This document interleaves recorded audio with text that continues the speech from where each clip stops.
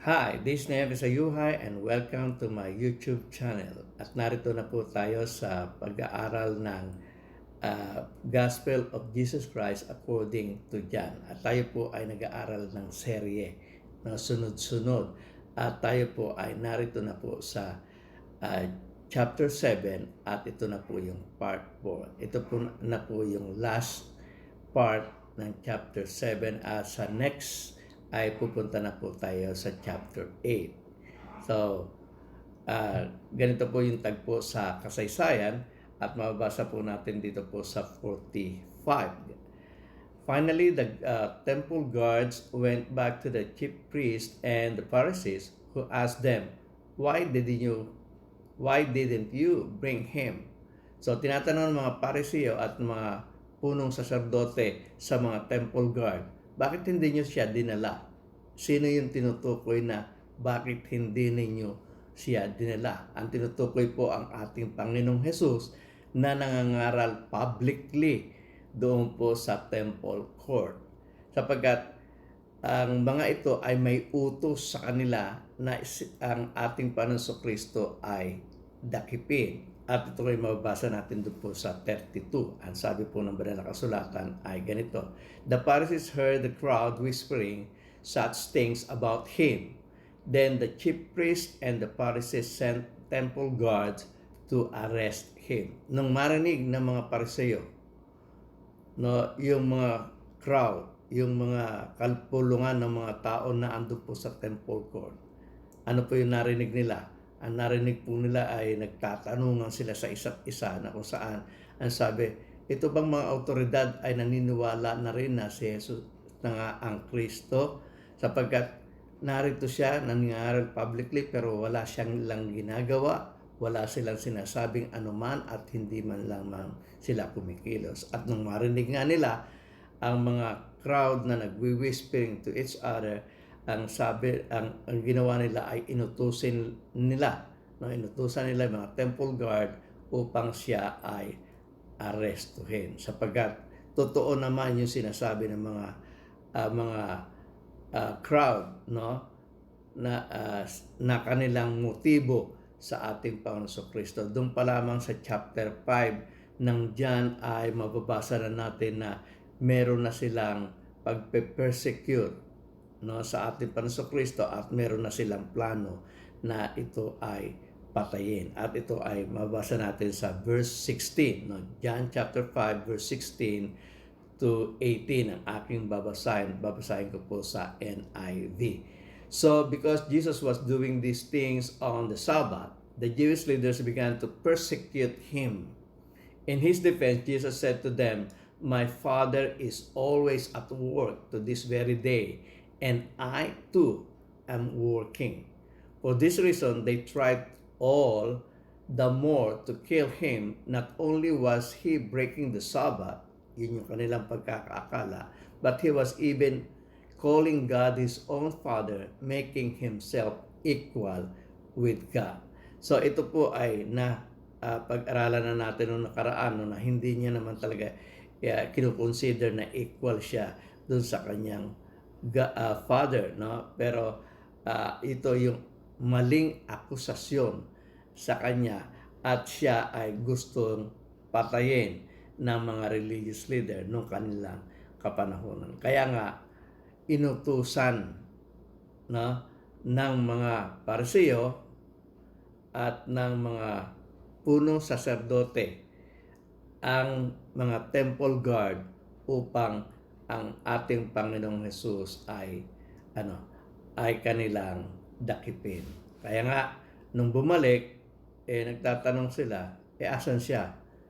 Bakit hindi niya siya dinala? Muli natin basahin, sabi, finally, the temple guards went back to the chief priests and the Pharisees who asked them, why didn't you bring him?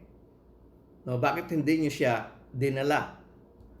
At ang sagot ng mga temple guard ay ganito, na ang sabi nila, no one ever spoke the way this man does.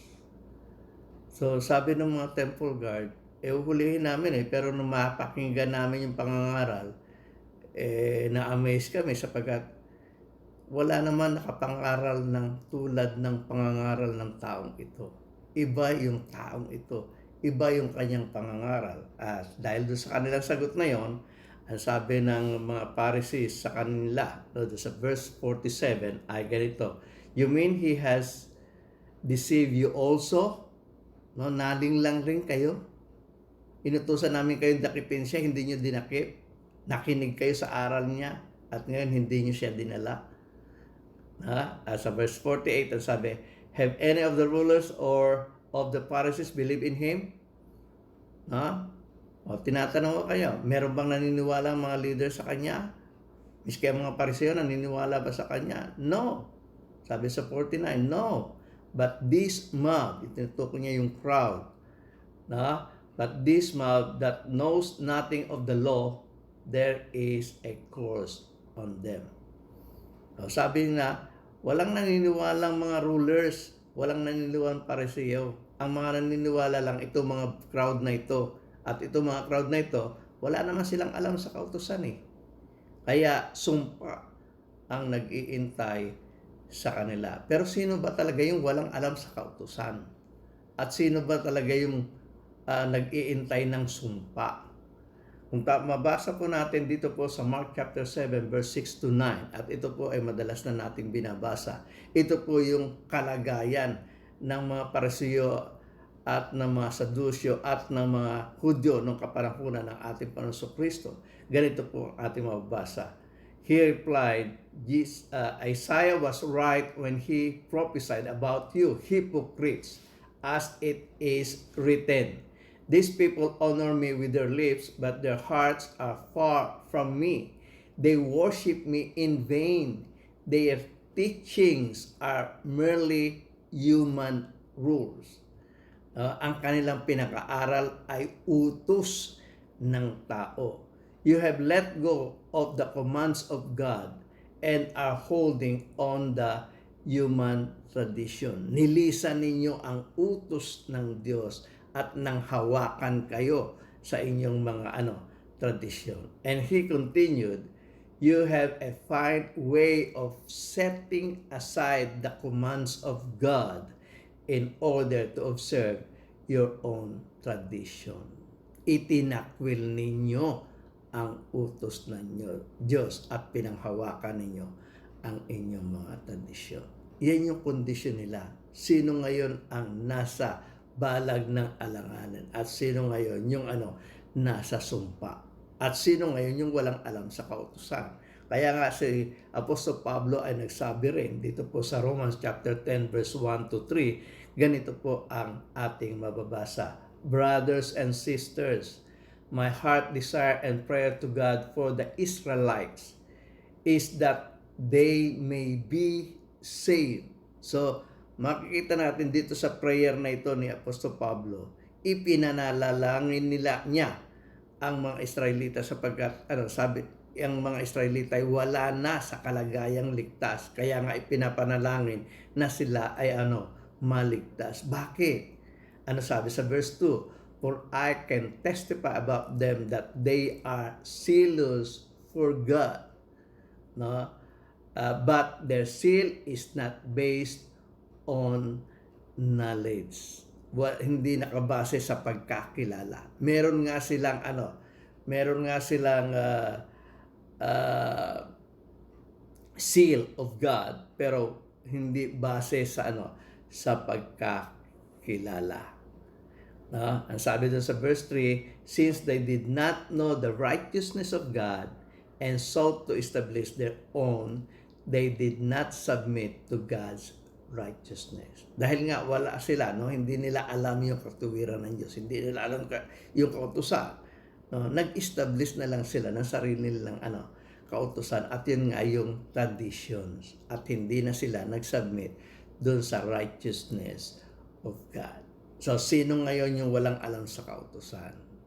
At sino ngayon ang sa balag ng alanganin sa sumpa na ibibigay ng Diyos? Yung bang crowd na naniniwala na sa ating Panginoon Kristo, o sila mga rulers, silang mga Pariseo na hindi pa rin naniniwala sa ating Panginoong Jesus. So, isa sa mga naniniwala sa ating Panginoong Jesus na kasama nila, si Nicodemo. At si Nicodemo nung araw na yon ay kasama nila na nung kino-question nila yung mga temple guard kung bakit hindi nila dinala, inaresto ang ating Panginoon sa Kristo. At ito yung mababasa natin doon sa 50. At ganito po ang ating mababasa. Nicodemus, who had gone to Jesus earlier, na ito mong tinutukoy na gone to Jesus earlier, ito po yung nasa chapter 3, no, part 1 na ating pong video lesson.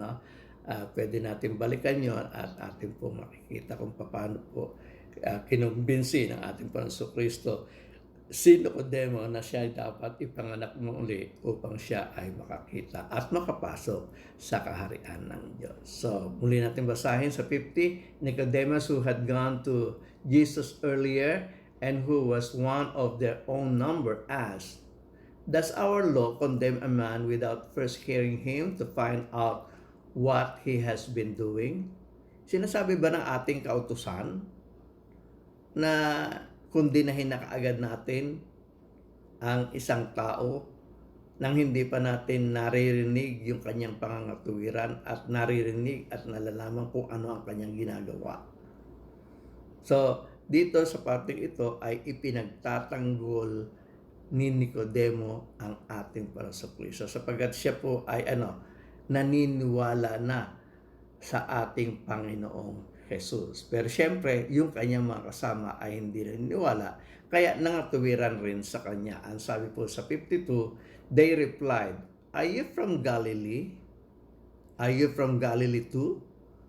Look into it, and you will find that a prophet does not come out of Galilee." So, reviewin mo yung kautusan. At makikita mo, wala namang propeta na manggagaling sa Galilee. So, yun ang problema nila. Sapagkat hindi naman galing sa Galilee ang ating Panginoong Jesus. Bagamat siya ay nakilalang Jesus of Nazareth, hindi naman siya ipinanganak sa Galilee.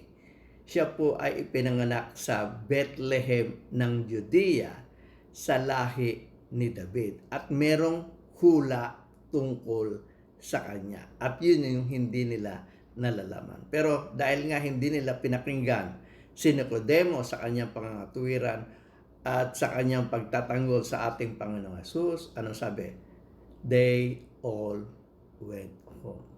So pinabayaan lang nila si Nicodemo at sila ay lahat ay nagsiuwi na sa kanilang mga tahanan. So ito yung struggle ng ating Panginoong Kristo. Dito makikita natin, ipinakikita ni Juan sa kanyang aklat na si Jesus ay tunay na tao na nakikita ng mga leaders nung kanyang kapanahunan na tao.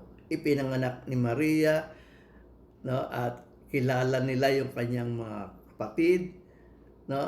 So hindi nila matanggap na itong si Jesus, ito na nga yung ipinangako ng Diyos na propeta, ito na nga yung ipinangako ng Diyos na Kristo, ang anak ng Diyos, sapagkat ang